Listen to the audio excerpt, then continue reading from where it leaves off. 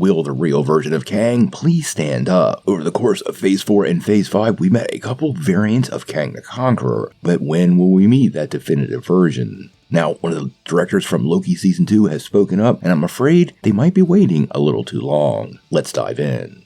Now, as many of you know, Jonathan Majors, at least so far, has done a pretty great job as Kang. He's played multiple variants so far, including picking up He Who Remains in Season 1 of Loki, before returning as a version of the Conqueror in Ant-Man and the Wasp: Quantumania. Now, we also saw hundreds of additional versions in the post-credit scene of Quantumania, along with meeting Immortus, Rama-Tut, and the Scarlet Centurion, giving us some insight into just how prolific Kang really is. Now, in this week's episode of Loki, we are going to be introduced to another version of Kang, Victor Timely. Now, this is one of the earliest versions of Kang, and he might actually be the one that goes on to become He Who Remains. But the big question is this the definitive Kang that's going to take on the Marvel Universe? One of the problems Marvel Studios has right now is, well, Kang himself. Loki has done a great job selling exactly how dangerous Kang is, but quite honestly, up until the moments he was expressing his fears, many of us really found the character as one that, well, simply keeps losing. After being killed by Sylvie and then being beaten by Scott Lang and Hope Van Dyne, Kang really isn't standing up as the mega villain he should be for the Marvel Universe.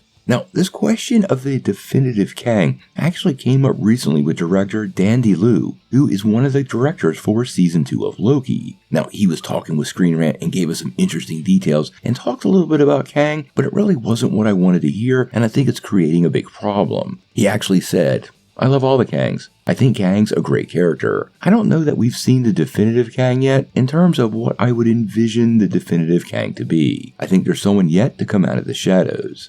Now, many of us kind of had assumed that the Quantumania variant was going to be the MCU's main Kang, but like I was saying, he was soundly defeated by Scott and Hope, and quite honestly was not the powerhouse many of us were hoping for. And like I said, this is a huge problem. Kang needs to be a major threat, and so far in the MCU, that hasn't happened. This could definitely make a final showdown a bit anticlimactic. There is a distinct possibility that a definitive version of Kang that will take on the MCU will be introduced in Kang Dynasty, and quite honestly, I think this is too late.